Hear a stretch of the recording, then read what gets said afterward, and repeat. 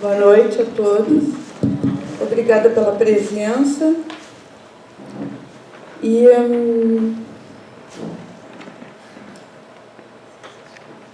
essa atividade, que acontece há 22 anos, é fruto de uma parceria entre a Câmara Rio-Grandense do Livro e a Sociedade Psicanalítica de Porto Alegre. Inicio agradecendo a Sandra Laporta, organizadora da Feira do Livro e dessa atividade toda. Agradeço à equipe da revista da SPPA pela confiança em me designar para coordenar essa mesa. Eu me chamo Helena Tomazel, sou psicanalista. Faço um agradecimento muito especial para Kátia Ramil Magalhães, que trabalhou muito junto, tanto no planejamento quanto na execução dessa atividade. Um agradecimento atencioso e carinhoso ao Tomás Pitinini, porque, além de compor a mesa, foi ele quem colaborou voluntária e espontaneamente, elaborando as imagens que serão projetadas.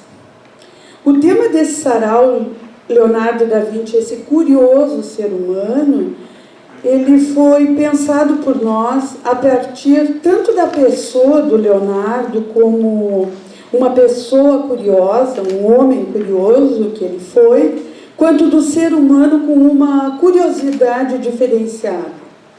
A pessoa curiosa no sentido de ele ser um homem extravagante, bonito, elegante, um vegetariano na época, algo bastante incomum, um canhoto que escrevia da direita para a esquerda, produzindo um tipo de escrita espelhada difícil de ser compreendida. Uma pessoa que não escondia o fato de ser homossexual e um filho ilegítimo de Sir Piero e Caterina. E a curiosidade por interessar-se e desenvolver conhecimento sobre engenharia, arquitetura, anatomia, botânica, desenho, a força e o movimento da água e do ar, as aves, a música, os instrumentos musicais que ele inventou, e a poesia, a pintura e a arte. A questão dos múltiplos interesses do Leonardo nos chamou a atenção fazendo o contraponto do que vivemos hoje e que foi abordado na conferência anterior pelo filósofo francês Emmanuel Cochin, a questão de hoje das especializações, das nanoespecializações, diferente do interesse do Leonardo, que era um homem que se poderia dizer um interdisciplinar, um multi ou transdisciplinar, porque ele tinha uma curiosidade e um interesse por várias áreas. Bom, agora os nossos convidados.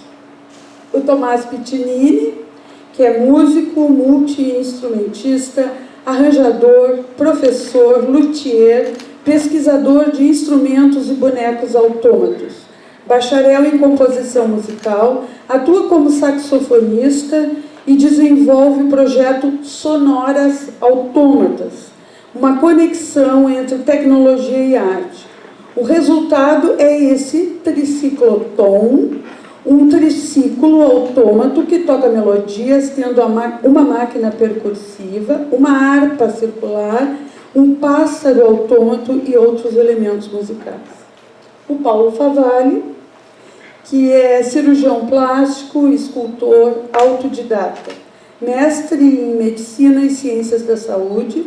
Ele atua em reconstrução mamária, cirurgia estética e cirurgia do trauma. Iniciou como escultor há 10 anos e, em 2017, recebeu o prêmio Figual no 5º Salão de Outono da América Latina. Estreou esse ano no Margs e na Casa Memória e Cultura da Unimed a exposição Homo Máquina, 500 anos pós-Leonardo da Vinci. Eurico Salles é fotógrafo, foi freelancer das revistas Veja, Bis e Exame. Viajou o Brasil para compor o livro 100 retratos brasileiros apaixonados por carro. Sua primeira exposição individual intitulou-se Psicografias. Acumula algumas premiações, entre elas o Açorianos de Literatura, pelo trabalho Porto Alegre, Cenas Urbanas e Paisagens Rurais. Em 2015, lançou o livro A Força da Terra, apresentando fotografias de agricultores do sul do Brasil durante uma exposição em Milão. Em 2019, lançou Cultura e Identidade, maior documentação fotográfica contemporânea sobre o Rio Grande do Sul. E, por último, não sendo o último, o Rui de Mesquita Anes, que é médico, psicanalista e o atual diretor da Infância e Adolescência da Sociedade Psicanalítica de Porto Alegre, que hoje aqui está representando, além da sociedade, o pensamento psicanalítico neste sarau. Começamos, então, pelo Tomás. Obrigado, Helena. Boa tarde a todos e todas. Queria agradecer muito o convite da Helena Tomazel e da Kátia Ramil, que foram que entraram em contato comigo, e a todos os meus colegas aqui da mesa também, que estou conhecendo felizmente, né, que esse sarau está trazendo essa união e também essa troca de conhecimentos, sabedorias, que é sempre muito importante, né. E a Sociedade Psicanalítica também faz esse trabalho há muitos anos e acho que de muita relevância também, né, para conhecimento, para trocas de saberes. Então, né, estamos falando sobre curiosidade e, acima de tudo, Leonardo da Vinci, né, que é uma figura, bom, acho que todos nós aqui já ouvimos falar, pelo menos alguma vez na vida, né. Eu inclusive, estudei na escola Leonardo da Vinci e não falava muito dele lá na época, mas eu fui conhecer mais depois, né. E para esse sarau, nossa, a gente conversou tantas vezes, né, se encontramos e ficamos horas falando e, né, trazendo histórias, né, desse curioso ser humano, né, que, acima de tudo, conseguiu desenvolver uma linguagem muito ampla, né, que até hoje, se a gente para pensar, a quantidade de elementos e formas de linguagens e criações que ele desenvolveu para nós já é enorme, né. Então, a minha ideia aqui é trazer um pouco essa conexão, né? Vocês viram a minha entrada aqui triunfal, quase não teve espaço ali, mas a gente deu certo. Que eu trouxe o Tricicloton, que é esse trabalho que eu tenho de instrumentos e bonecos autômatos, que eu acho que tem muita coisa que se correlaciona, né, com o Leonardo da Vinci e com a forma criativa dele. Por que isso? Porque eu observo muito, né, e lendo um pouco da biografia, conversando, ele era uma pessoa que buscava muito o conhecimento em qualquer lugar. E, para além do conhecimento, como que esses conhecimentos se relacionam, né? Como que a natureza está no ser humano e como que a água e o ciclo das águas e o movimento também pode estar num cacho de cabelo e como que um voo do pássaro pode, sei lá, significar qualquer outra coisa, né? Então ele tinha uma visão muito ampla. E eu, dentro da minha pesquisa musical e artística, eu tenho essa busca de relacionar a ciência e a arte. Porque eu, desde pequeno, tenho muita curiosidade em saber como as coisas funcionam, né? Porque a gente vive uma vida de muita tecnologia, excessivamente, inclusive, né? E a gente não sabe, muitas vezes, de onde vieram todas essas tecnologias ou como elas funcionam. E nem sei se é realmente necessário a gente saber como elas funcionam, né? Mas, dentro da minha pesquisa, eu comecei a, né, depois de ter feito brevemente o curso de engenharia elétrica, eu fui para música, para composição musical, e desde então eu comecei a me perguntar o que faz a ciência e a arte estarem juntas, né? O que faz a minha prática artística também ser uma prática científica, né? Por que eu pergunto isso? Porque eu estava agora tocando um instrumento, que é um instrumento que eu mesmo criei, que é um instrumento que se manifesta de várias formas. Tanto expressivamente, porque eu, né, decidi colocar isso como uma forma de criação e improviso musical, mas também de muito estudo de como funciona a mecânica, como que eu vou pegar o meu mover das pernas e como eu vou fazer isso virar um som que eu queira e não só que eu queira, que eu gostaria de ouvir, né? Então isso passa por muitos fenômenos. Então esse desafio para mim é o que me move e que me traz bastante, né? Todos os dias, esses questionamentos, né? Então nesse trabalho, para mim foi assim, eu passei, acho que uns 8 meses trancado, meio que no meu quarto, tentando desenvolver isso e buscando muita pesquisa, realmente. E aqui eu trouxe mais ou menos uns elementos que... Bom, primeiramente eu vou trazer essa figura bem de baixo, que é o tambor autômato do Leonardo da Vinci. Então, o meu trabalho aqui, eu fui descobrir posteriormente que o Leonardo da Vinci já tinha desenhado e eu acho que possivelmente criado isso há 500 anos atrás. Então, diferente um pouco do meu, né, ele não tinha os acessos a ferramentas tão maravilhosas que a gente tem hoje em dia. Então, ele desenvolveu como se fosse um carrinho de boi que tu vai puxando na frente e todo esse movimento da roda faz um tambor e baquetas baterem. Pelo mesmo sistema que eu uso aqui. É um sistema de... um disco sonoro que tem pinos e faz as baquetas funcionarem. Enfim, foi todo um processo para descobrir isso. Mas no momento que eu descobri isso, para mim fez muito sentido. E logo depois de ter sido convidado para cá, foi a primeira coisa que veio na cabeça. Nossa, meu triciclo na verdade não é meu, né? Também do Leonardo da Vinci, né? Então, e isso é muito do que a gente estava escutando até a palestra anterior, né? Era de um filósofo francês. Estava sendo muito legal, ele estava falando, enfim, da importância da gente olhar para as plantas de uma outra forma. Mas eles trouxeram um termo, um conceito que eu acho muito interessante, que é o conceito de interdependência. Que nós não somos nem dependentes nem independentes, nós somos interdependentes, ou seja, tudo nos manifesta e tudo nos trespassa, né? A gente faz parte de tudo. Então, eu trago isso porque eu penso, se não fosse Leonardo da Vinci, eu não teria feito isso, né? Então, a gente tem um pouco de tudo que aconteceu na nossa história humana, a gente tem dentro de nós. Desde os nossos ancestrais, desde o meu bisavô, do meu tataravô, da minha mãe, do meu pai. Então, a gente está sempre conectado com o conhecimento e pelas práticas que estão, enfim, na nossa história, no nosso sangue, no nosso ar, né? E tá, divagações além, a parte. Voltando um pouco para essa parte do Da Vinci como um criador mecânico, autômato. Também foi no primeiro encontro que eu fiz, que foi contigo, com a Kátia e com o Paulo me apresentou um autômato que até então eu não tinha conhecimento, que é esse aqui da direita, que eu acredito que seja o primeiro protótipo de robô que se tenha registro, que é um soldado que o Da Vinci criou para colocar em cima de torres enquanto tivessem, sei lá, fossem atacar, mimetizar soldados, exatamente. Então, é uma criatividade muito grande, né?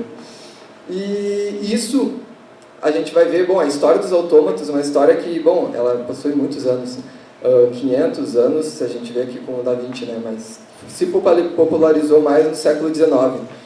E é de muito detalhe, de muita destreza. E ver com que ele fazia sonhava esses mecanismos, na época dele, é muito revolucionário. E, além disso, pensar que não era só isso que ele fazia, né? Ele fazia milhões de outras coisas. E todas essas coisas, ele tinha essa prática, tu falou que ele era canhoto, né? Escrevia da direita para a esquerda. Se for olhar, eu coloquei no fundo de todas as apresentações esse papel, né? Bom, tentando representar um pouco, acho que o papel naquela época era muito caro, então ele desenhava todos os detalhes em todas as folhas. Tudo era uma criação. A vida dele era o tempo inteiro de estar criando. E essa é um pouco da provocação que eu trago, né? Não sei se meu tempo já deve estar acabando. Que é a gente tem que ser curioso, a gente tem que buscar criar coisas que não são tão convencionais. Eu me formei dentro de uma faculdade que trazia muito a linguagem erudita, muito a linguagem de um conservatório. Conservatório já vem a palavra de conserva, né?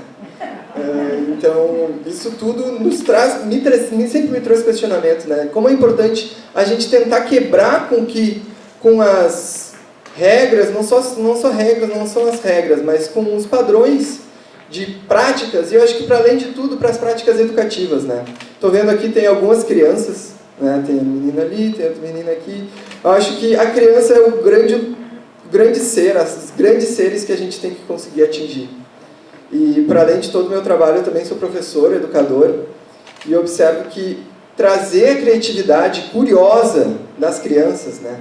Trazer esse potencial humano, que agora desmistificando, o Leonardo não era um gênio. O Leonardo era um cara que ele queria criar o tempo inteiro e buscar soluções e explicações. Isso talvez tenha feito as pessoas pensarem ele como um gênio. Mas ele era um ser humano, criança o tempo inteiro, sempre querendo buscar explicações para as coisas. E isso a gente não pode perder. Isso a gente não pode deixar morrer. A nossa educação, como pais, como amigos, como educadores, não pode tolir a criatividade intrínseca do ser humano. Então, se a gente for querer criar uma coisa que não existe, criemos. Que a gente se manifeste e crie de outras formas. Então, essa minha invenção é um pouco isso, é uma busca de fazer uma máquina autômata que toque, que em cima tem um pássaro e eu vou lá, toco e brinco. E eu ensaio as músicas, mas a música na hora sempre sai diferente, porque o público é diferente, daí eu já dou um tropeço ali, já tenho que inventar outra coisa na hora. E é assim que é a vida, né? Existem os certos e os errados, mas a gente tem que jogar e improvisar, senão não tem graça, né? Então, eu acho que o grande aprendizado que a gente pode ter com o Da Vinci é ser curioso e seguir a nossa sensibilidade, a nossa intuição e criar, gente. Vamos criar e trazer bem para esse mundo que estamos precisando. Obrigado.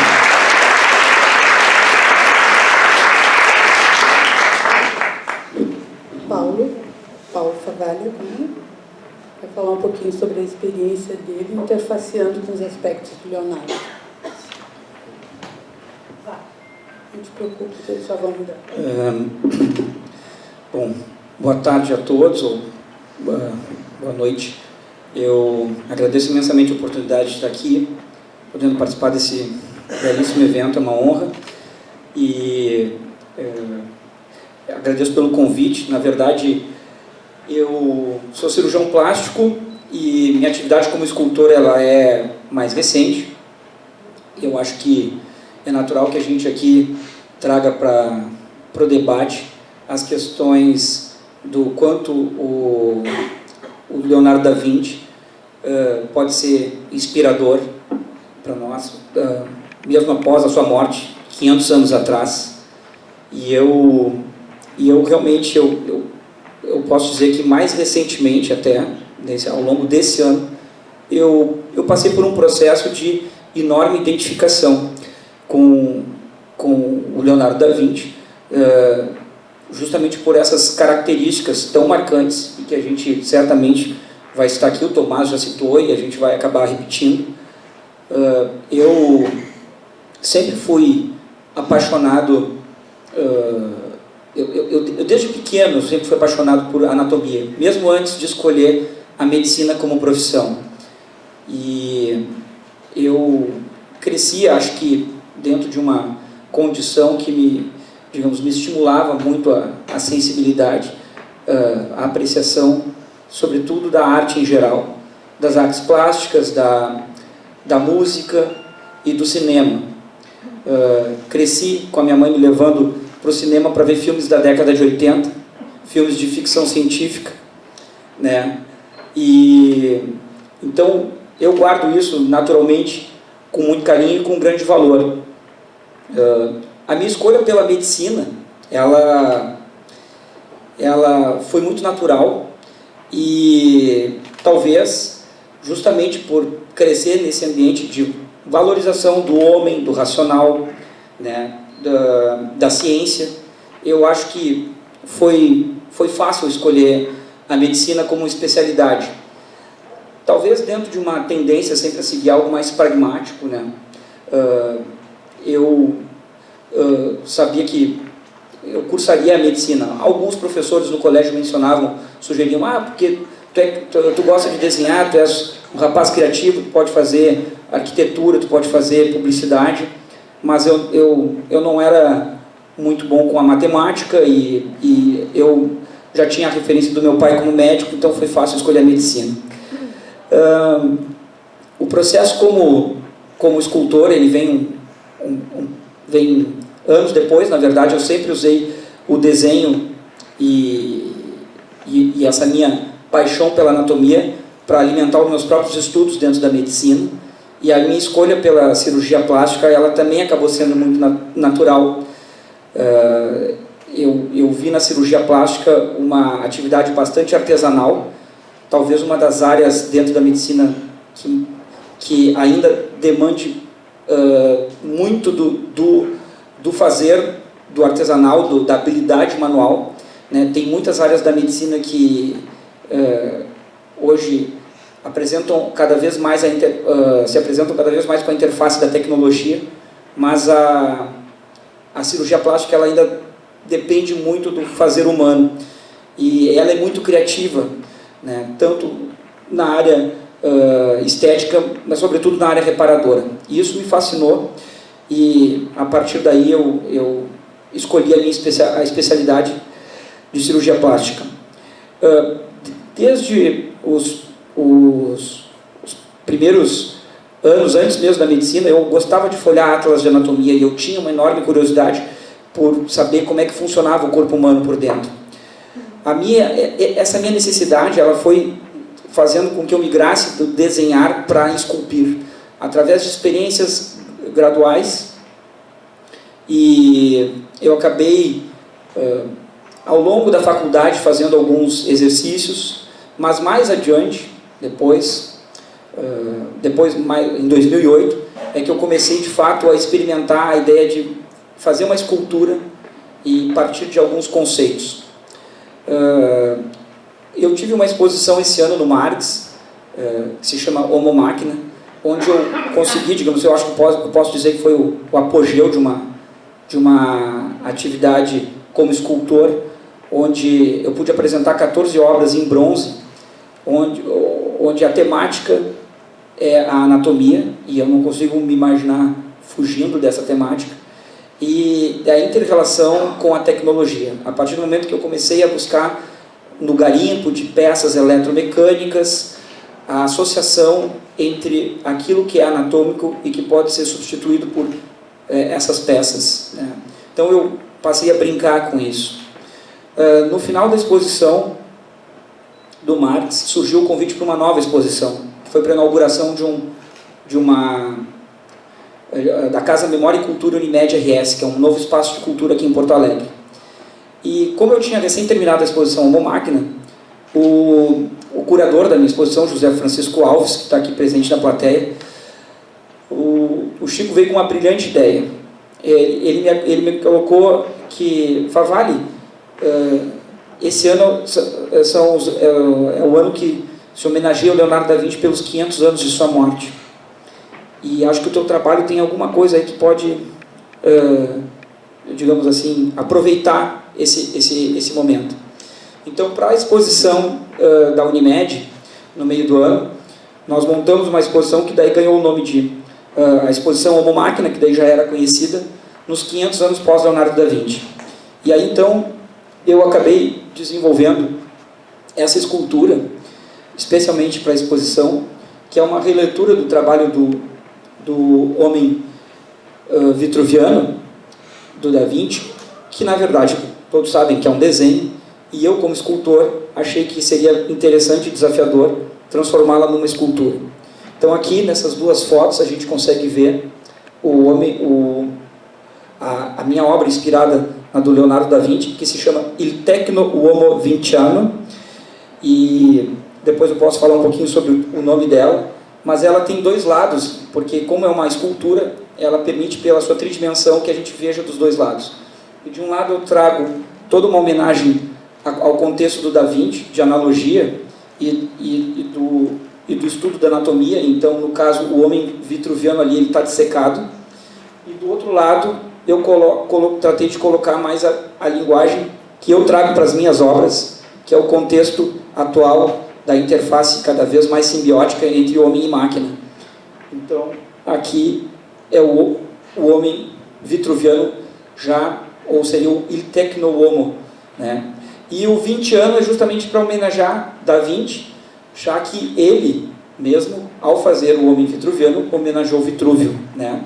E é interessante quando a gente se aprofunda no processo de criação do homem vitruviano, ele, na verdade, ele traz alguns dos elementos que eu, particularmente, foi uma das questões assim, que eu mais passei a estudar recentemente, que é sobre alguns processos criativos que se repetem em diferentes artistas, né, ou mentes criadoras, né, e uma delas é a assumida busca por referências, né.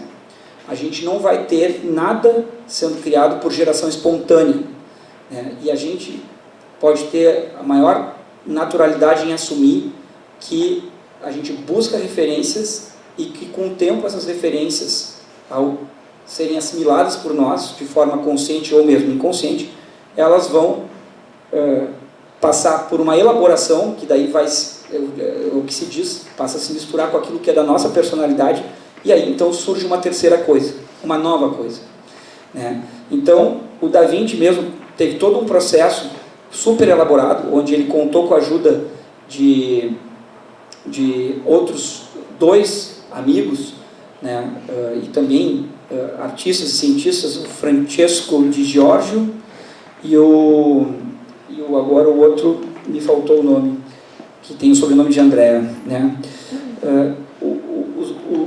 Os dois, eles fizeram esboços e tentaram justamente chegar num homem vitruviano a partir de todo o estudo descrito por Vitrúvio, né, 80 anos antes de Cristo, né? E já lá no Vitrúvio, que era esse arquiteto romano, já havia a busca por uma composição, um estudo sobre, para que se chegasse numa proporção exata da perfeição humana, e que ela seria referência para todas as outras questões que giram em torno do homem. Então, eu passei a ter uma identificação enorme com algumas questões do Leonardo da Vinci, e uma delas é essa busca pela referência, e algumas outras, né, que a gente pode depois trazer para debate. E sobre a anatomia, que é muito interessante, ver justamente que o Da Vinci ele tinha um interesse enorme pela anatomia, não só para ser aplicada na arte, mas porque ele era fascinado por entender o ser humano em vários outros aspectos. Então ele estudava anatomia também no caráter profundo, né, como fisiologia. E eu acho que o que eu acho interessante da minha questão é que eu passei a ter a anatomia sempre como um elemento de trabalho, onde isso demanda grande responsabilidade, mas nas artes, na minha escultura, eu consigo aplicar isso de forma bastante criativa, e aí vem o lado lúdico. Eu acho que isso é fundamental também. A curiosidade citada pelo Tomás, né, e a questão do lúdico. Eu acho que, como diz Einstein, a criatividade é a inteligência se divertindo. E eu acho que o Da Vinci, ele se divertia muito. E eu vejo perfeitamente aqui que o Tomás certamente se divertiu muito fazendo esse triciclo fantástico, como eu também me diverti barbaramente fazendo aquela escultura. Tá? Então eu acho que era isso que eu tinha para mencionar por enquanto.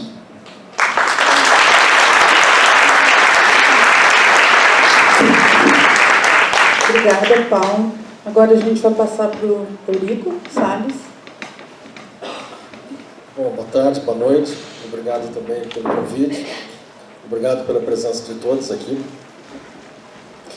E, bem, eu quero dizer o seguinte, eu já tenho mais de 40 anos na fotografia profissional e perto de 50 na fotografia em geral, né? E isso quer dizer que eu já tenho algo em torno de 60. Eu quero dizer o seguinte, que eu sou um cara, como artista, totalmente intuitivo. E eu acho que talvez aí, agora vocês estavam falando, eu estava tentando conectar essa questão da curiosidade, né? Que para mim ela acontece de uma forma, de maneira intuitiva. E quando eu era pequeno, quando eu era jovem, pré-adolescente, eu nasci numa cidade que é Bagé, que é uma cidade que me ensinou a enxergar, me ensinou a ver as coisas, por ser uma cidade que tem um calçamento de pedra, que tem casas antigas, que tem casas que têm as paredes carcomidas pelo vento, pelo frio, né? Pelas esquinas iluminadas, né? Pela luz que reflete de tudo isso. Isso sempre me chamou muita atenção. Era como se eu visse constantemente uma tela, um filme na minha frente. E isso acho que me levou, este cenário, né? Esta atmosfera, me levou a buscar a fotografia. Eu me lembro que eu visitava um fotógrafo, retratista, um senhor que tinha aqueles estúdios para fazer retrato 3x4, coisa assim, e ele me dizia, olha, se tu quiser aprender a fotografar, tu tem que aprender a enxergar. E tu tem que, como fotógrafo, aprender a enxergar as perspectivas, as paralelas, a profundidade, a textura, os contrastes e a luz, né? Porque a luz é fundamental na fotografia. E eu disse, não, tudo bem, mas é claro que eu quero isso, né? Mas como é que eu vou fazer isso se nem câmera fotográfica eu tenho? Ele disse, não, tu faz o seguinte, tu pega um papelzinho, corta e fica olhando ele. Então eu cheguei em casa, devia ter uns 12, 13 anos talvez, eu acho que por aí, e eu fiz um buraquinho numa caixa de fósforo. E eu andava constantemente com essa caixinha de fósforo no bolso. E 2 por 3 eu na rua, eu tirava e ficava olhando através daquele quadradinho, eu ficava olhando as cenas e as paisagens da cidade. E as pessoas que passavam na minha frente. E esta foi a minha primeira câmera fotográfica. Foi uma caixa de fósforo. Alguns anos depois eu tive uma câmera emprestada de um amigo e posteriormente, daí então, eu comprei a minha primeira câmera, digamos, de fotografia, né? Mas a minha primeira câmera foi essa, foi uma caixinha de fósforo e por ali eu aprendi a ver. E acho que eu devo muito à minha cidade lá, Bagé, por ter me proporcionado a conviver, a absorver esse cenário todo. Porque Da minha parte, eu sou um fotógrafo, um artista totalmente intuitivo. Eu trabalho com a intuição, não é? E para mim, assim, essa intuição ela está muito ligada na questão da atmosfera. Eu, quando chego, às vezes, num lugar, eu não sei se ali tem uma foto extraordinária ou não, mas eu percebo que tem uma atmosfera. E isso me torna curioso. Eu sinto que aqui dentro tem alguma coisa que é uma fotografia, então eu tenho que chegar nela. E às vezes as pessoas me dizem, não, olha que bonito ali a árvore, o pôr do sol. Eu digo, não, mas não tá, para mim não está ali. Não tá onde todos estão olhando, né? Eu estou olhando para o lado contrário. Aliás, eu fotografo muito contra a luz, diferentemente do que as pessoas costumam fazer, fotografar a favor da luz, do sol, eu fotografo contra a luz. Não é? Enfim, então esta curiosidade ligada à intuição, né, é que me leva digamos assim, a tentar captar num determinado local, não é, tentar descobrir a atmosfera que eu estou sentindo, que eu estou percebendo dentro de mim, não é? E aí então a partir dali eu acho que eu começo a buscar as imagens. Aqui tem umas fotografias que eu fiz durante o 6º Porto Alegre em Cena. E esse trabalho eu propus para os artistas, atores de teatro que vieram para Porto Alegre, de diversos países, fazer um trabalho com eles que era fotografá-los antes da entrada deles no palco, né? Enquanto eles já tivessem vestido como seus personagens, mas ainda não fosse a peça, o palco acontecendo, né? Mais ou menos assim como dizia um amigo meu, pegar os caras na hora que o santo baixa neles. E era mais ou menos isso. Eles antes de entrar no palco, alguns minutos antes já, né, eu tentava fotografá-los. Foi um trabalho difícil, muito mais pela questão da organização, das autorizações, de falar com gente da Alemanha, da Inglaterra, da França, da Itália, enfim, né? Mas, enfim... E a minha ideia era essa, era tentar buscar um pouco, captar aquilo que o ator queria dizer sobre o artista, né? E captar isso no olhar, no retrato. O retrato é uma das coisas que é uma das formas mais antigas da fotografia, né? Da pintura, né? E da pintura do Leonardo também. Talvez o quadro mais expressivo da história da humanidade seja aquele retrato da Mona Lisa. E eu quero chegar um pouco aí, porque eu imagino que o retrato ele só acontece quando existe uma troca do olhar entre o fotógrafo e o personagem.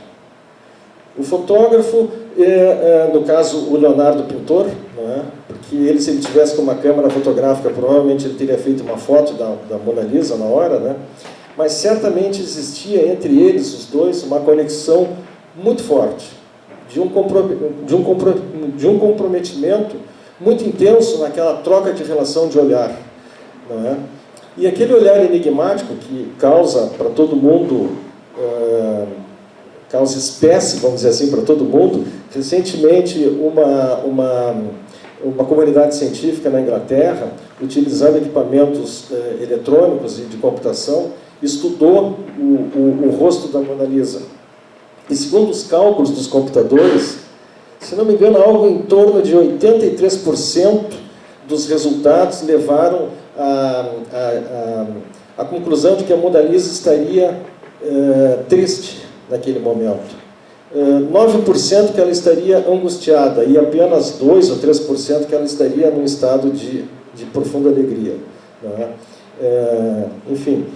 Mas aquele olhar enigmático da Mona Lisa, aquele retrato, não é? Daquela pessoa olhando daquela forma, é uma coisa muito interessante para quem gosta do retrato, para quem gosta da fotografia como retrato, né? Porque eu acho que é isso, eu acho que o importante do fotógrafo, quando ele faz um retrato, é mais ou menos um jogo, não é? Entre o personagem e o fotógrafo, né? E existe um momento certo de captar aquela expressão, né? Porque a expressão ela não é produzida pelo fotógrafo. O retrato ele não é do fotógrafo. O fotógrafo ele tem que captar aquele momento daquela pessoa, né? Como aqui no caso esses dois atores, né? Essa é gaúcha e aquele é alemão, né? Existe um determinado momento, existe uma espécie de uma cumplicidade. E eu acho que só no momento que existe essa cumplicidade entre o fotógrafo, o retratista, né, no caso, e o personagem, aí então existe uma obra. Não é? Que eu acho que aconteceu no caso do Leonardo, quando ele pintou a Mona Lisa. Né? Certamente ele deveria ter com ela algum compartilhar, né, de algo muito profundo, porque senão não teria acontecido aquela profundidade naquela expressão daquela pessoa que, por vezes, até a gente olhando parece um olhar um pouco que não quer dizer nada para ninguém. Né? Mas eu acho que é isso. Eu acho que o grande perigo de um retratista, seja ele um pintor, ou seja um fotógrafo, ou talvez até um escultor, é cair no vago, é cair no vazio, é num olhar que não diz nada, não é? É não conseguir captar o que o outro tem para me dizer, não é? É não conseguir entrar um pouco na alma, não tocar um pouco no outro, não é? E mesmo aqueles fotógrafos que fizeram fotos de rua, como Henri Cartier-Bresson, como tantos outros, né, que o Bresson dizia que a foto é o resultado de um instante, não é? E mesmo esses, eu acredito que, mesmo quando está na rua, mesmo quando o olhar é rápido, mesmo nesse momento, eu acho que tem que haver a troca, o compartilhamento, não é? A busca do fotógrafo pela captação da atmosfera da outra pessoa, não é? Daí então se consegue chegar em algo humano, não é? Em algo que possa ter uma narrativa, não é? Eu sempre digo que, para mim, a fotografia ela precisa ter duas coisas fundamentais. Primeiro é a linguagem da estética, dessas coisas que eu falei da caixinha de fósforo, da perspectiva, do enquadramento, das linhas do horizonte, da profundidade, enfim, de tudo isso que é o básico, né? Da luz, da textura, né? Do contraluz, enfim. E uma segunda coisa, que é a narrativa. Uma imagem sem uma narrativa, ela não é uma imagem. Ela é uma imagem falsa, fria, sem conteúdo. E aí eu quero dizer para vocês o seguinte, que hoje nós estamos vivendo o momento, eu não sei se eu estou no tempo, 2 minutos. Então tá, deixa eu falar mal aqui de um programa de computação, que é o seguinte, que hoje a gente está vivendo uma época em que todo mundo é fotógrafo, porque esse aparelho aqui deixou de ser um telefone, né? Deixou de ser qualquer coisa, passou a ser, acima de tudo, uma câmera fotográfica. E essa câmera fotográfica, acima de tudo, ela serve não para fotografar o outro, mas a mim mesmo, não é? Essa câmera fotográfica, e isto a indústria fotográfica se apercebeu. E quando ela se apercebeu isto, ela criou alguns programas que incorporaram alguns filtros padronizados de cor, de textura, de tudo mais, para deixar essas fotos mais bonitas. E um desses filtros se chama Instagram, que hoje é a maior rede social que existe na internet. As pessoas se comunicam, a maioria da população mundial se comunica hoje em rede social através de um programa que se chama Instagram, que foi criado para que as pessoas tivessem filtros para colocar nas suas imagens. Como é que eu vou dizer? Eu acho uma coisa bacana isso, por um lado. Mas, por outro lado, eu acho quase que abominável. Pelo fato daquilo que tu falou, de que ele tira um pouco da curiosidade das pessoas. Ele padroniza. Hoje a gente tem, na internet, no selfie, uma imagem padronizada. Não é? É como se a indústria dissesse para nós como que nós temos que nos olhar, como que nós temos que nos ver.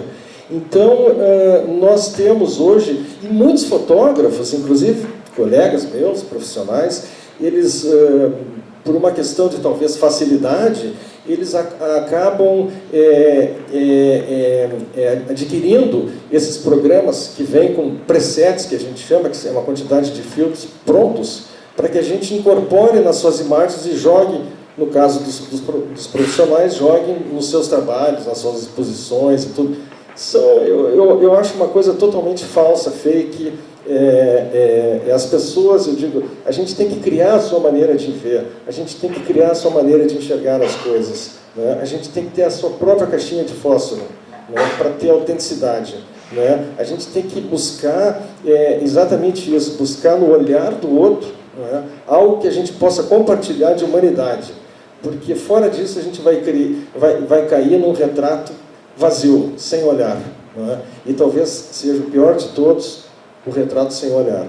E só para terminar, para dizer o seguinte, que existe hoje uma corrente na fotografia que é do retrato sem o rosto, que é as pessoas, de maneira que dizem criativa, colocam alguma coisa na frente para tapar o seu olhar, né? Vários fotógrafos no México, nos Estados Unidos, na França, na Alemanha, nas grandes escolas de fotografia, estão usando isso como algo inusitado, algo novo, algo moderno. Eu acho muito, muito triste ver retratos de pessoas que não têm um olhar, né? Que têm só uma atitude, e uma atitude, digamos assim, padronizada, né? E eu prefiro voltar o meu olhar para o retrato do Caravaggio, do Leonardo da Vinci, não é? De grandes pintores antigos e grandes fotógrafos, alguns ainda vivos, né? Então é isso. Eu acho que a gente está iniciando um bate-papo, não é? E tomara que seja um bate-papo bem profícuo. Obrigado.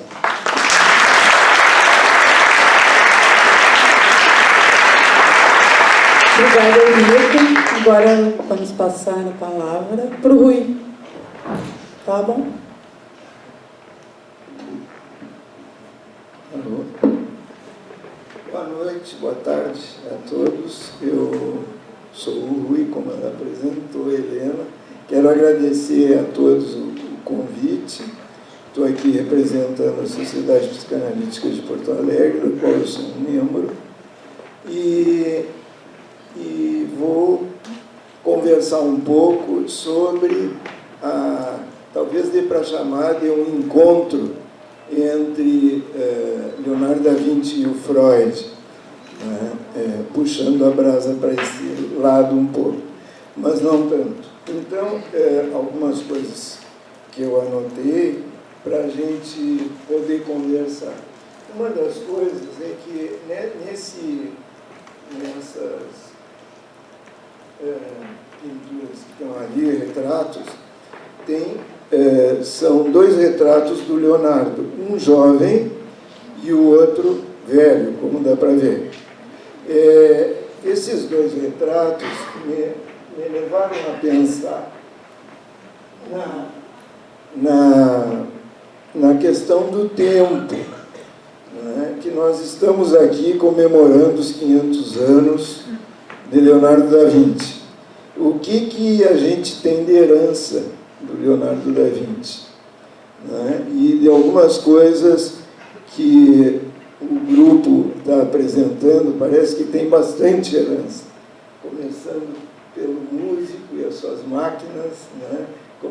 E seguindo com as esculturas do Dr. Favalli, com a fotografia, e eu aqui representando aqueles que trabalham de alguma forma com os sentimentos, com esse olhar voltado ao olhar do outro, como estava sendo falado.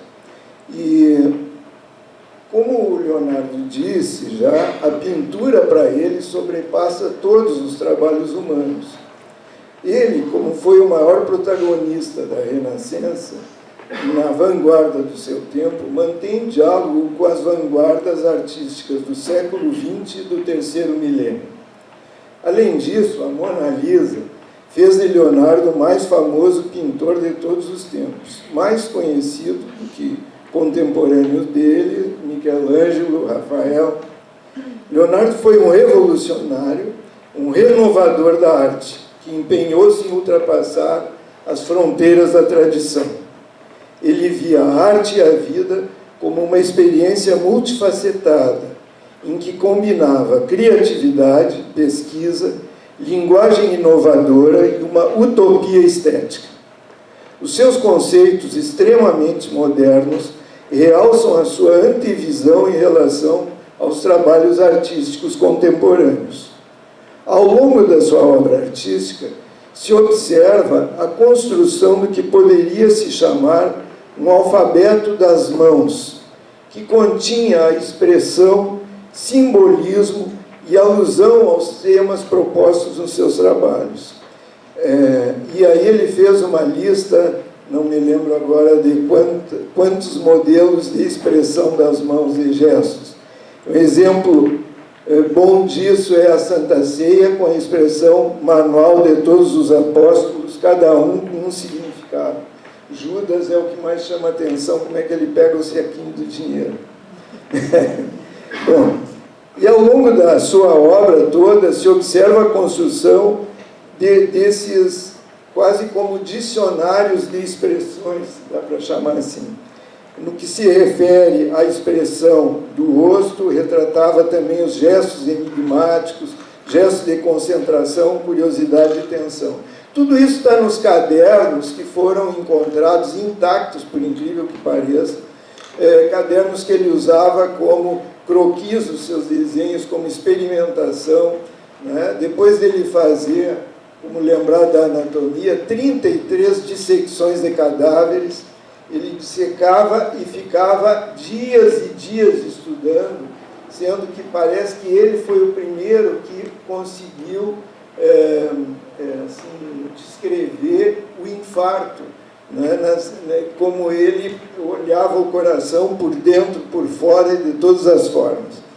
Então, toda essa curiosidade não era só em função nós médicos estudamos anatomia humana, com 1 ou 2 aulas por semana, não me lembro bem, já faz tempo, mas ele fez isso durante bastante tempo, não é? E não era médico.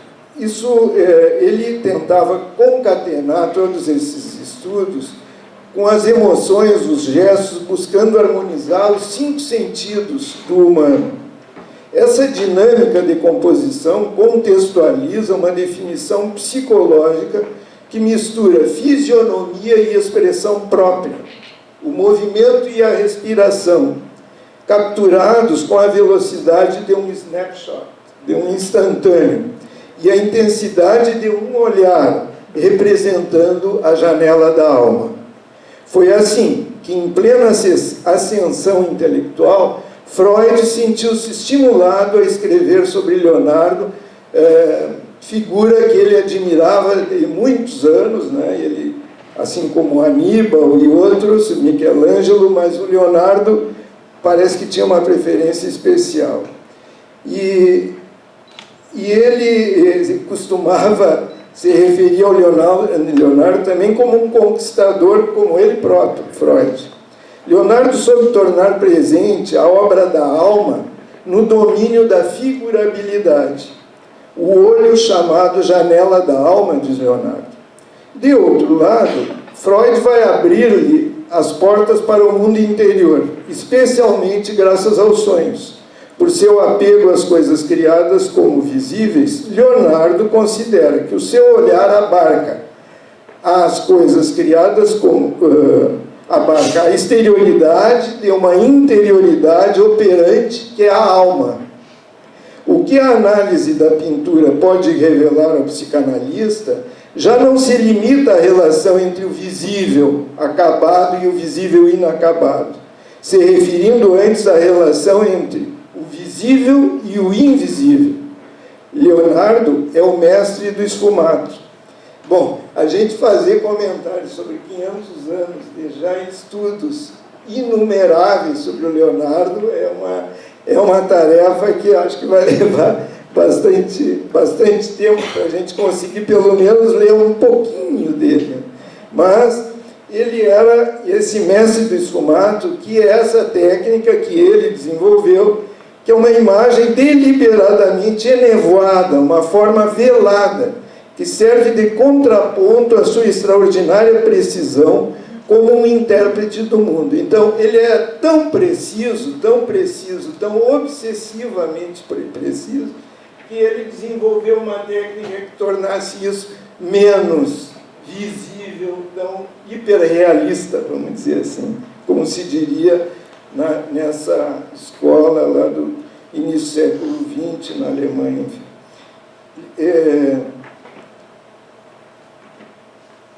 Então, ao mesmo tempo, ele vai retratando o mais fielmente possível, por meio do esfumato, ele vai dando uma sensação, transmite uma sensação de curiosidade, de inquietude, mistério sobre o que mais a obra transmite, além do olhar imediato.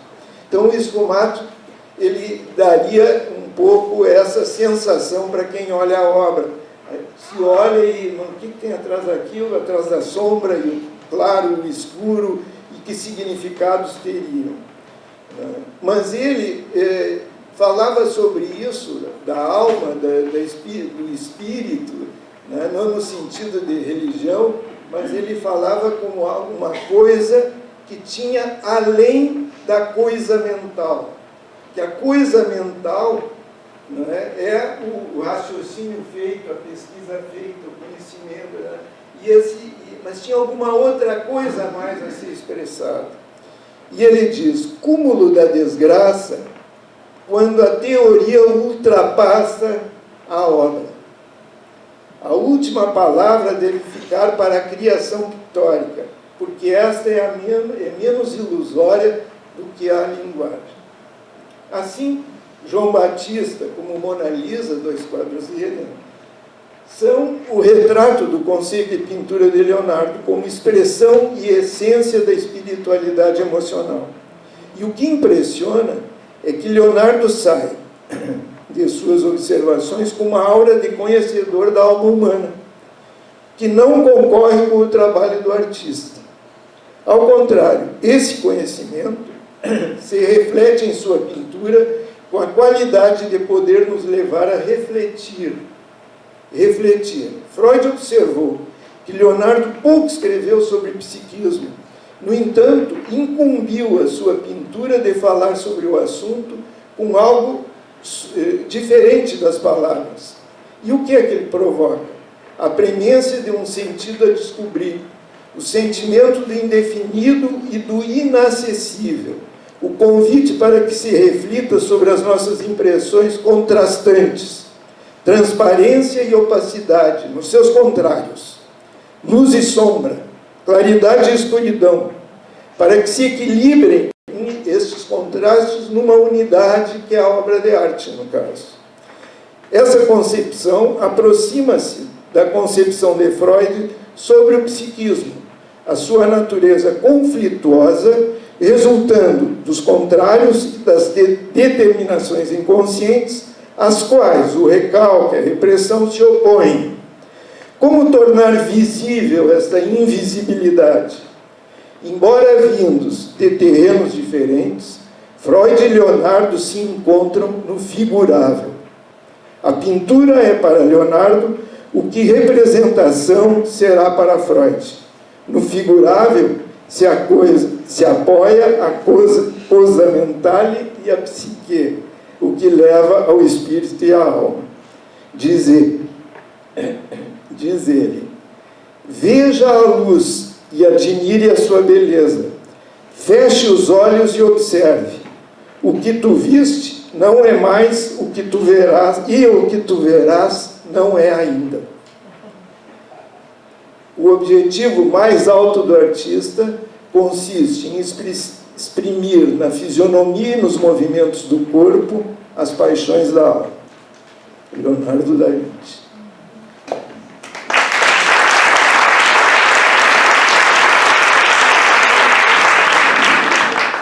Obrigada, Rui. Bom, agora vamos ter uma canja musical novamente. Pode ser, Tomás? O Tomás, e depois nós abrimos assim para a gente poder conversar um pouco do que foi apresentado e discutir um pouco tudo o que foi falado.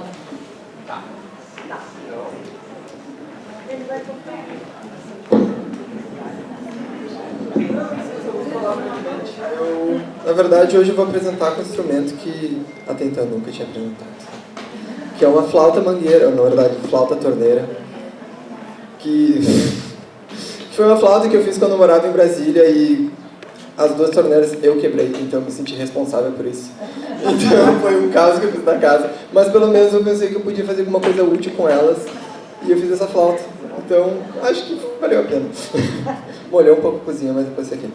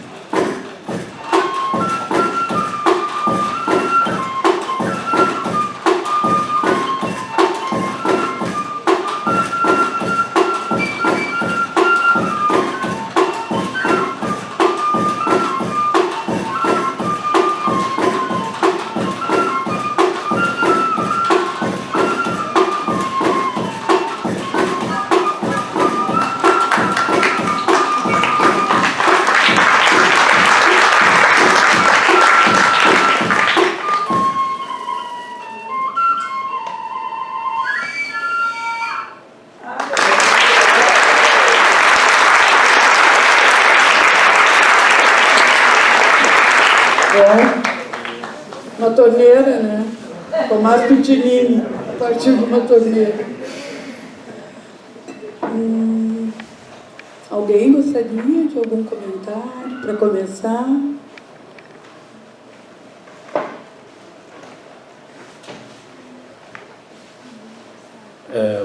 Boa noite.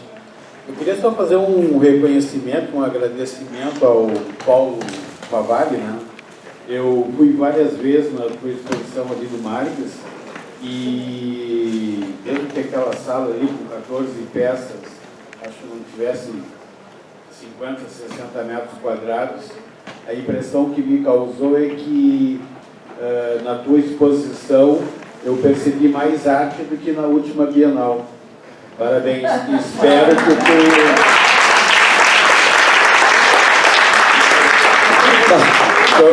Estou curioso para ver uma próxima, porque melhor que aquela vai ser bem difícil. Né? Tá bom, muito obrigado. Eu fico lisonjeado com tamanho comentário. E eu acho que esse é um lado que a gente percebe quando está no começo de uma produção artística, que é, na verdade, ver toda a repercussão que isso pode ter. Na verdade, isso é, eu diria que é quase que a consequência, né? O processo inicial ele é um processo quase que de satisfação pessoal, né? De busca por algo que tu passa a criar e a maior satisfação é tu ver aquilo se concretizar, e aí eu acho que, por conseguinte, ver o quanto aquilo pode representar ou inspirar outras pessoas. Eu fico muito grato, obrigado mesmo pelo elogio.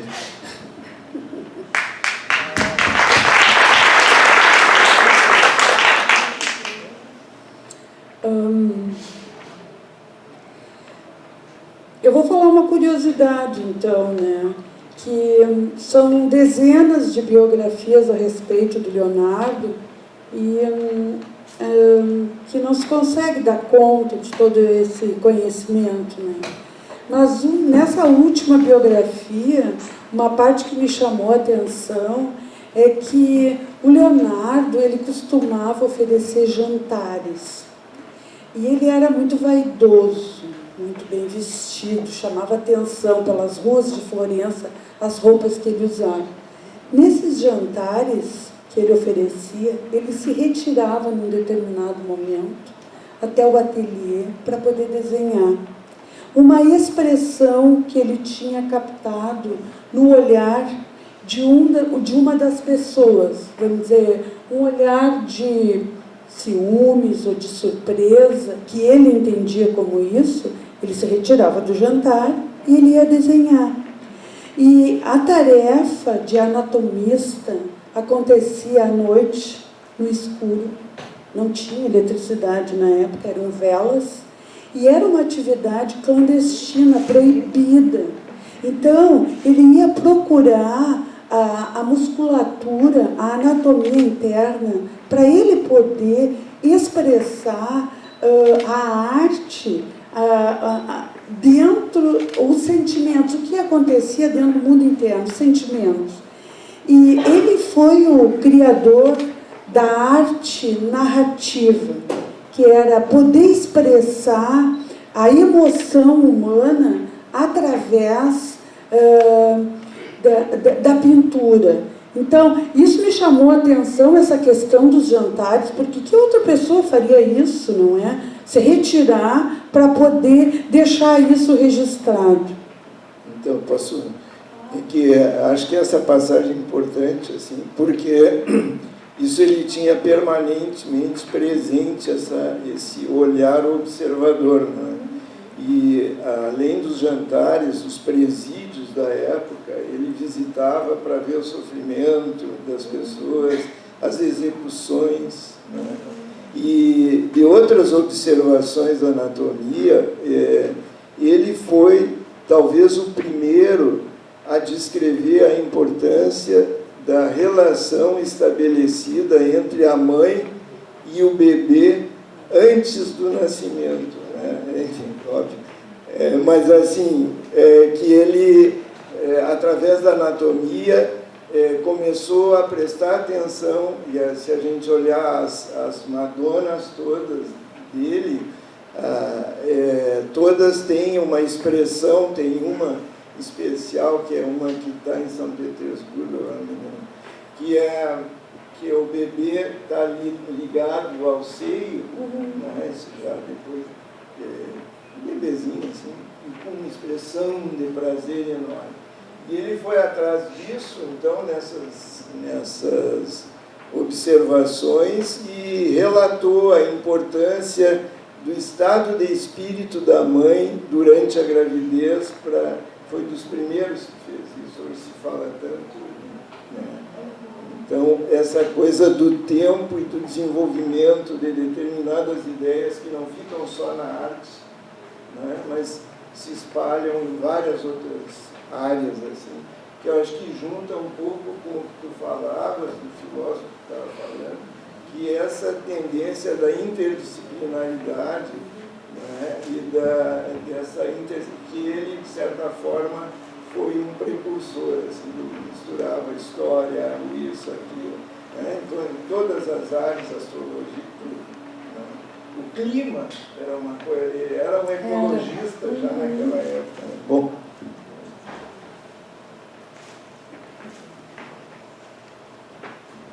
Boa noite a todos. Eu tenho a impressão que o espírito do Leonardo da Vinci está aqui, está nas pessoas que estão ali. E também gostaria de perguntar ao doutor fotógrafo se na mensagem daquele olhar tinha alguma coisa do homem, tinha alguma coisa de desconfiança, e na mulher de raiva, ainda que perde a subjetividade. E por último, para não me estender, eu gostaria de saber se essa orquestra triplicada aí está vendo. Está vendo? Está bem. Olha, eu realmente não sei exatamente qual era a intenção do ator alemão, né, em me propor aquela expressão dele de olhar, né? Talvez tivesse alguma conexão com o personagem que ele fosse provavelmente interpretar ali na frente, né? Mas me chama muita atenção, vocês estavam falando aqui sobre janta, deixa eu falar sobre uma outra janta, que é a Última Ceia, que o Leonardo pintou, que... Oi? Uma outra janta, né? Que me chama a atenção é a questão exatamente das expressões dos olhares, né? Na Última Ceia. E principalmente a expressão da figura central de Jesus Cristo, que ele não olha em direção ao personagem, ele olha, né, independente da questão dos braços e das mãos, né, mas não tem nenhum personagem daqueles personagens ali olhando para frente, olhando, encarando a quem tá olhando a cena, né, diferente da Mona Lisa, diferente de vários outros, né, mas na Última Ceia sempre me chamou muita atenção por que ele não fez Jesus com uma expressão, ele não colocou como se não tivesse colocado nenhuma intenção naquele olhar de Jesus, mas um olhar para mim, me passa isso, um olhar de resignação, né? Alguém está ali dizendo que, olha, está consumado, né? A minha história está consumada. Então ele tem, Jesus ali, ele tem um olhar meio que para baixo, inclusive, né? E nenhum dos personagens, né, olha diretamente para a câmera, vamos dizer assim, né, ou para o pintor, né. Não sei se vocês têm algo para falar sobre isso. Não me ocorre nada, assim. Eu acho... Não me ocorre nada. Porque esse quadro, só para terminar, esse quadro, A Última Ceia, para mim, ele é muito enigmático, assim, de todos os sentidos, né? Na questão tão geométrica, né? do cenário, né? Aquele cenário tão duro, né? Às vezes chega a parecer fora do contexto, né? Não sei se passa para vocês isso quando olham aquele quadro, mas eu tenho a impressão que parece que aquela mesa com aqueles personagens estão flutuando naquele cenário, não fazem parte. Aquele cenário me parece um cenário romano, não parece um cenário lá da Judeia daquela época, né? E, enfim, mas é um quadro que para mim me chama mais atenção de todos do Leonardo, é realmente A Última Ceia, por essa quantidade de figuras enigmáticas, né? Ninguém olha para ninguém, né? E ao mesmo tempo ninguém olha para frente e encara o espectador, né? A cada um que vai olhar o quadro, né? Sobre isso, antes de responder a pergunta do senhor ali, o que me chama muita atenção não especificamente nessa obra, mas eu acho que isso engloba muito a forma com que o Leonardo trabalhava, era a resistência que ele tinha para além também da própria religiosidade, né? Que ele era alguém que era muito... não sei, ele tinha essa condição pessoal de sempre estar lutando pelo que ele achava e ele acreditava. E, bom, né, se a gente for pensar, as próprias dissecações que ele fazia eram coisas extremamente proibidas, né? Proibidas. Então, para ele, isso acho que não tinha uma grande importância, e eu acho que, inclusive, enfim, é uma interpretação minha, inclusive nas obras divinas, né, que representavam divindades, eu acho que ele sempre tinha esse olhar de humanizar os personagens. Tanto Jesus está colocando aí, quanto, né, as outras pinturas dele, de sempre trazer essa quebra né, de desmistificar o ser divino, desmistificar a santidade, né, de trazer cada vez mais a humanidade para esses seres, que eles são seres, né, se eles realmente estão sendo pintados é porque eles são passagens bíblicas, mas eles são seres humanos, então humanizar, né, essas divindades e essas figuras, né. Eu acho que isso é algo bem importante de salientar, né, que ele era muito, não sei, resistente, né, à própria religiosidade, assim. E só para responder ali a pergunta, nunca pensei em vender, mas se tiveres alguma proposta, podemos conversar. A proposta se prende se a virtude musical do amigo vem junto. Mas a gente pode conversar também, porque... Mas isso também é muito leonardiano, vintiano, né? A questão da venda das obras, né? Porque na época o Leonardo era bastante diferente do Botticelli, do Michelangelo, porque ele demorava muito tempo para concluir as obras, né? Então ele ficava com aquela tela por anos e anos, ele não vendia porque ainda estava inacabada, e ele tinha um pouco de revolta, assim, com Botticelli principalmente, pelo menos é a informação dessa última biografia, que ele saiu de Florença e foi para Milão, e isso também é algo muito criativo e moderno, que ele fez, vamos dizer assim, um currículo vitae sobre o trabalho dele, colocou 21 itens, que ele era muito bom para pensar em engenharia, fazer ponte, fazer aquedutos, que ele tinha conhecimento de arquitetura, e por último, ele colocou que ele também pintava, que ele também era um artista.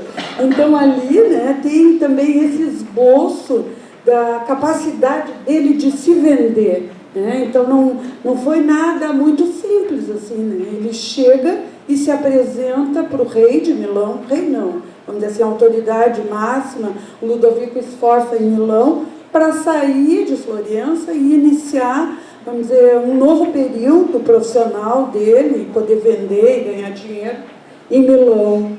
Então, quem sabe? Estamos sempre abertos para vendas. Mais alguém?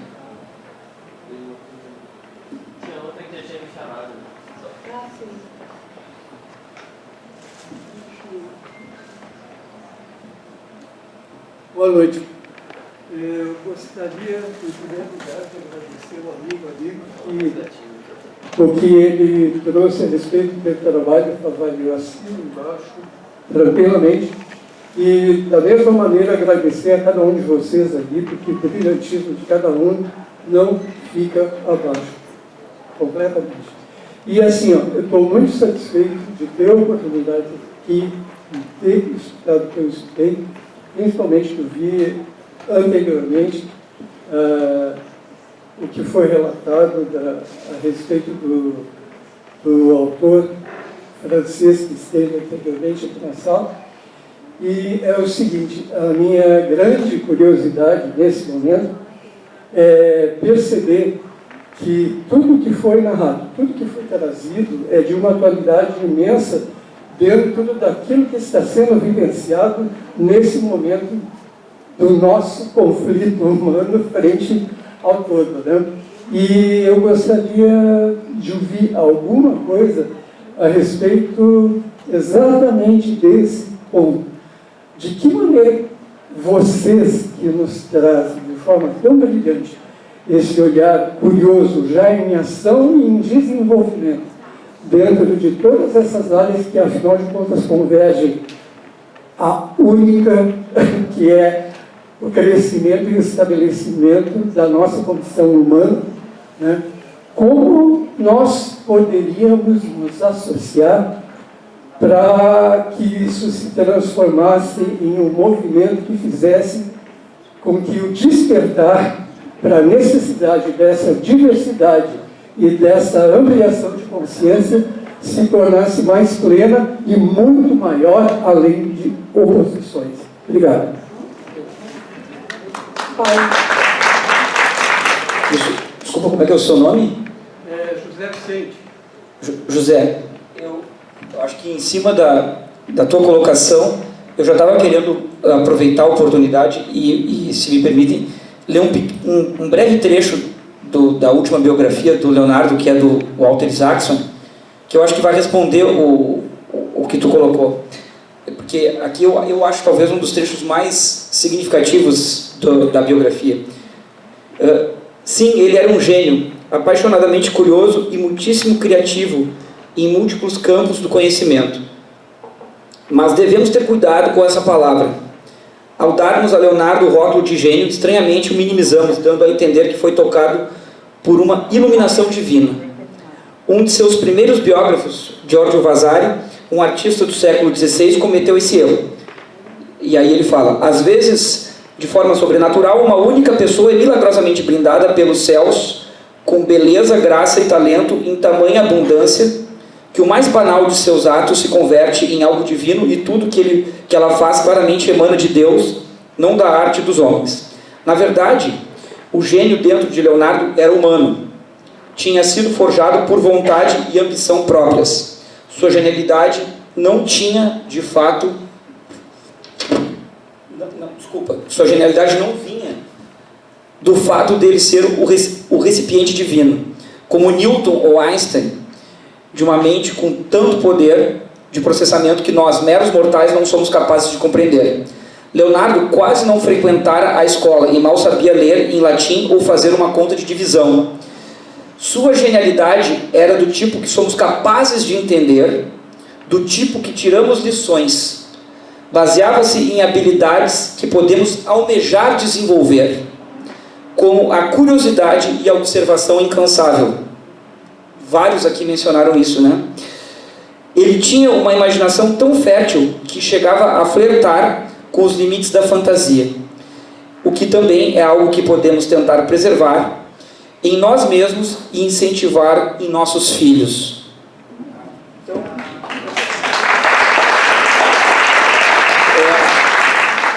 eu vou só completar então, porque eu acho bárbaro esse trecho, tá? Porque aqui o Walter Isaacson ele traz uma questão fundamental que eu particularmente me identifiquei muito, tá? E foi a partir do processo de aproveitar as homenagens dos 500 anos e de buscar conhecer mais do Leonardo da Vinci, e acho que aqui mesmo o Tomás disse, eu acho que todos nós, durante o período do colégio, recebemos menções, vamos a exposições, ouvimos sobre esse caráter do Leonardo como um inventor criativo, né, que fazia máquinas e que era extremamente talentoso em vários campos. O que eu acho interessante é justamente ver que essa genialidade ela era justamente fruto dessa persistência pela curiosidade dele, né, pela persistência por buscar informação em todos os campos, tá? Eu me identifico muito nisso porque eu sou médico e eu me tornei escultor mais recentemente, tá? E as pessoas às vezes perguntam: Favalli, como é que tu consegue conciliar a tua atividade de escultor como cirurgião plástico? Eu acho que aí existem vários elementos que são interessantes.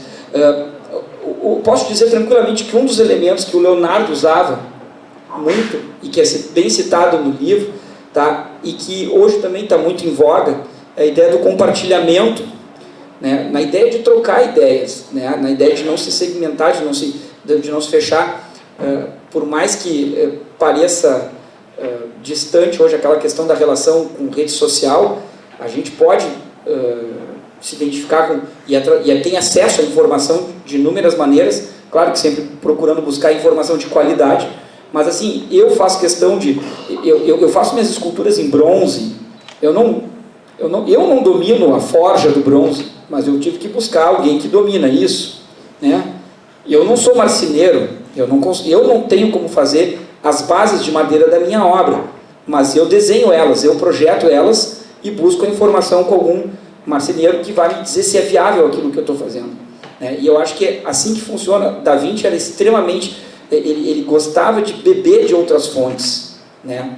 Até dizem que, na verdade, um dos pecados dele foi não ter conseguido editar, né, e compartilhar todo o conhecimento que ele desenvolveu, né? Ele acabava, sobretudo na anatomia, ele podia ter sido muito mais revolucionário em termos de anatomia do que o Vesalius, porque ele desenvolveu muita coisa, mas ele não publicou, ele acabou morrendo antes de publicar.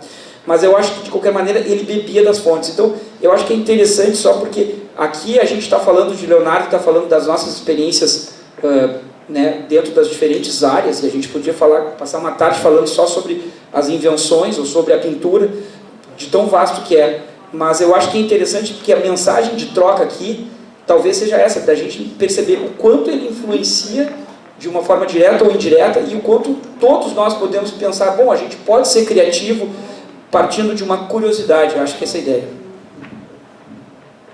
Obrigada, Paulo. Tu quer falar? Sim, é que eu acho que, junto com tudo isso que o Paulo falou também, essa pergunta do senhor sobre como fazer um movimento, né, que pudesse alcançar toda essa perspectiva de criatividade, enfim, acho que isso está baseado, sim, nas relações iniciais, né? Uma das coisas que o Freud, nos seus estudos sobre o Leonardo, buscava e não encontrava eram dados sobre a infância dele. Então, mas a infância dele, no fim das contas, com outros dados, embora ele tenha sido criado pelo pai sem a mãe, enfim, ele teve várias mulheres ao redor que, de alguma forma, despertaram nele a curiosidade em trabalhos e brincadeiras. Há um autor psicanalítico que é Donald Winnicott, tem um livro chamado O Brincar e a Realidade, e que para os adultos é recomendável, e na educação, e os professores também, da importância do brincar. O brincar a sério. Isso que tu fizesse, né, com a tua bicicleta, esse brincar, descobrindo, criativo, é algo que tem na essência de cada um de nós. A psicanálise trabalha no sentido de desenvolver essa capacidade e que esse brincar não tenha que ser uma palhaçada, mas seja uma brincadeira levada a sério, seja uma invenção que pode ser muito engraçada, mas que foi levada muito a sério para atingir o que chegou. E a outra coisa, acho que isso na educação também. A educação nossa é forjada muitas vezes na frustração da criatividade, na capacidade de alguém ser mais criativo que o seu próprio professor, e dessa forma, muitas vezes, ser cortado naquela capacidade inicial de desenvolver. Isso é muito frequente desde os primeiros anos, né, no maternal, primário, enfim, até a faculdade e os graus superiores. Né? É visto, todo mundo sabe. Então, eu creio que tem esse movimento, mas que seja um movimento que cada um de nós carregue nesse sentido, né, de desenvolver as capacidades através do brincar, entre aspas, falando sério. Obrigado. Bom, nós estamos no nosso tempo, com o nosso tempo encerrado. Eu agradeço a presença dos convidados, a presença da plateia, e encerramos por hoje. Alguém quer falar mais alguma coisa? Helena? Bom, como? Eu sou... O que foi? Não, só queria... Não precisa me propor. Eu só queria parabenizar o Dr. Paulo, porque eu fui ver a sua mostra, apreciei muito. Foi linda, principalmente os elementos que o senhor fez com o corpo ali, entendeu? Aquela parte da mão e do olho, eu achei muito interessante aquela conexão que você fez ali. Mas parabéns, foi maravilhoso. E um detalhe, quanto ao Leonardo da Vinci, realmente quando liga ali a luz, ele tinha muito interesse quando ele faz a parte da anatomia, que ele pesquisa muito, e quando ele tira os olhos, ele queria analisar facetado o olho, mas como ele tem um líquido dentro, né? Daí ele cozinha aquele olho com clara de ovo, né? Para poder secar o olho e ver como é que era por dentro mesmo do olho. E ele usa o auxiliar dele também, olhando dentro do olho dele, é a luz e os olhos. Então, é muito interessante realmente como ele trabalha a luz.